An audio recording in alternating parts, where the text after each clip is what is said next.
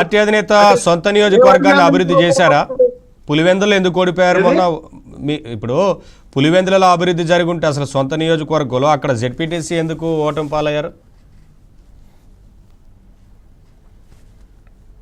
Sir ఇక్కడ పులివెందుల గురించి మాట్లాడినాం కాబట్టి నేను ముందుగా పోలీస్ వ్యవస్థ ఎవరైతే ఆ కర్నూలు రేంజ్ మన డిఐజీ కోయా ప్రవీణ్ గారు ఉన్నారో, కోయా ప్రవీణ్ గారికి ముందుగా ధన్యవాదాలు తెలియజేస్తా ఉన్నాయి. ఎందుకంటే రాజారెడ్డి గారు రాజారెడ్డి గారు రాజకీయం చేసిన తర్వాత పులివెందులలో ఉండేటువంటి ప్రజానికం స్వతంత్రంగా పోయి ఓట్లు వేసుకునేది మొన్న జెడ్పీటీసీ ఎన్నికల్లో మాత్రమే. దీనికి ముందుగా మన కోయా ప్రవీణ్ గారు డిఐజీ, అదే విధంగా జిల్లా ఎస్పీ గారికి, అక్కడ ఉన్నటువంటి పోలీస్ యంత్రాంగానికి ముందుగా ప్రత్యేక ధన్యవాదాలు తెలియజేస్తున్నాయి. ఎందుకంటే ఎవరు కూడా వాళ్ళ స్వేచ్ఛగా పోయి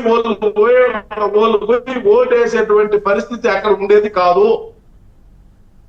పులివెందుల్లో ఉండేటువంటి ప్రజానికి బ్రహ్మాండంగా ఎవడికి నచ్చిన కాడ ఓట్లు వేసుకొని వచ్చినటువంటి పరిస్థితి మొన్న.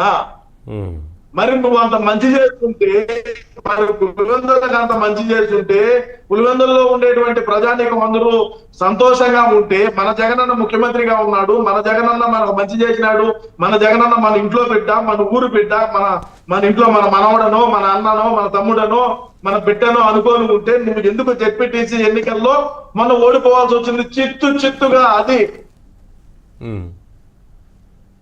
ఆ రోజున మరి కొత్త భాష ఏదో చెప్తున్నారు సజ్జల గారు, ఏదో కొత్త భాష అని చెప్పారు ఆ ఓటమి తర్వాత కూడా సజ్జల గారు. కొత్త భాష అని చెప్పారు కదా ఆ ఓటమి గల కారణాల పైన సజ్జల గారు. అంతకు ముందేమో ఎమ్మెల్సీ ఎన్నికల్లో మనకు 151 వచ్చినప్పుడు ఏం చెప్పరు, మనకు 11 వచ్చే చెప్తారు. మనం ఎన్నికల్లో మనం ఏదన్నా లోకల్ బాడీ ఎన్నికల్లో ఓడిపోతే మళ్ళా చెప్తారు, గెలిచే అదేం చెప్పరు. ఈ అవులే కోతలు ఇవన్నీ ఎందుకు సార్?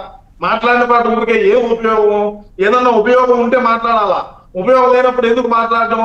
ఆ మాట్లాడుకుంటా మర్యాదగా రూమ్ లో కూర్చొని ఉన్నా నీకు ఆ విలువ ఉంటది. చిత్తుగా ఓడిపోయినావు, ఓడిచ్చినారు, అయిపోయింది, వేరే విషయం అది. నేను దాని గురించి కూడా ఏం మాట్లాడాలా. ఓడిపోయినప్పుడు కూడా నేనేం మాట్లాడాలా, మా పార్టీ ఓడిపోయింది వాళ్ళు గెలిచినారని కూడా ఏం మాట్లాడాలి. కానీ నేను మనసులో అనుకున్నది ఈ రోజు ఏపీఎం ద్వారా తెలియజేస్తున్నా. వాళ్ళు స్వతంత్రంగా ఓట్లు వేసినారు. అక్కడ లోకల్ గా ఉండేటువంటి పోలీస్ వ్యవస్థ, ఉన్నతాధికారులు అందరూ అక్కడే నిలబడుకొని ఎలక్షన్ జరిపించినారు. కాబట్టి అక్కడ ప్రజాస్వామ్యం గెలిచింది. అదే కన్నా డిఐజీ కోయా ప్రవీణ్ గారు రాకున్నా, అక్కడ ఉండేటువంటి ఎస్పీ గారు ఇదిగా ఉన్నా రాకపోయినా అక్కడ మేమే గెలుచుండే వాళ్ళం. అంటే ఓట్లు ఎవడు వేసుకునేదానికి పోయేవాడు కాదు కదా, ట్రిక్ చేసుకోవడమే కదా. గతంలో కాదండి, గతంలో అధికారంలో ఉన్నప్పుడు లేకంటే మావాడే గెలుచుండు కదా. గతంలో అధికారంలో ఉన్నప్పుడు 3 గ్రాడ్యుయేట్ ఎమ్మెల్సీ స్థానాలకి ఎన్నిక జరిగినప్పుడు ఆ రోజున 3 స్థానాలకు 3 స్థానాలు ఓడిపోయింది వైసీపీ. ఓడిపోయిన తర్వాత సజ్జల గారు ఏమన్నారు, ఆ ఓటర్లు మా ఓటర్లు కాదు, ఈ మా ఓటర్లు వేరే ఉన్నారని మాట్లాడారు కదా. బయట నుంచి తీసుకుని వచ్చాం వాళ్ళను. మీరు చూడలేదా ఏ విధంగా జరిగిందో చిత్తూరు జిల్లాలో?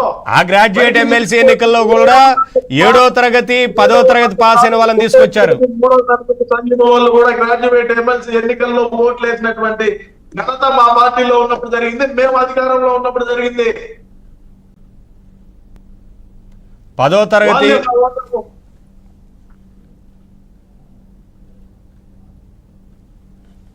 7వ తరగతి 10వ తరగతి వాళ్ళని కూడా తీసుకొచ్చి ఓట్లు వేయించినా గెలవలేదు అన్న కోపంలో ఉన్నారు ఆ రోజున సజ్జల.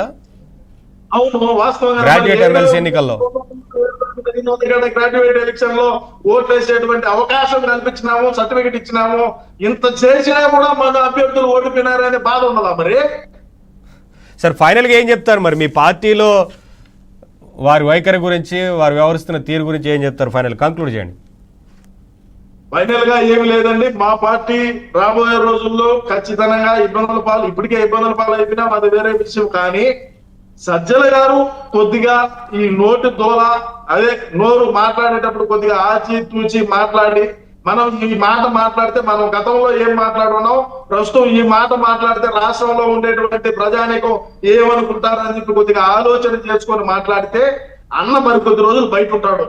లేదు అన్నట్టుగా ఉంటే అన్న పోతాడు లోపలికి, గతంలో ఎక్కడైతే 16 నెలలు ఉన్నాడో అక్కడికే పోతాడు. మళ్ళా సజ్జల గారు బయటకు వచ్చి ఈయన నేను పార్టీని పురస్కంధాల మీద వేస్తానంటాడు. ఒక్క చింపినా విస్తరా కట్టపోతుందో అట పోతాది మా వైసీపీ పార్టీ. కొద్దిగా సజ్జల గారు అయితే అణిగి మణిగి ఏదో మనం అధికారంలో ఉన్నాం, మనం ఏం మాట్లాడినా చెల్లుబాటు అవుతుంది అనుకుంటే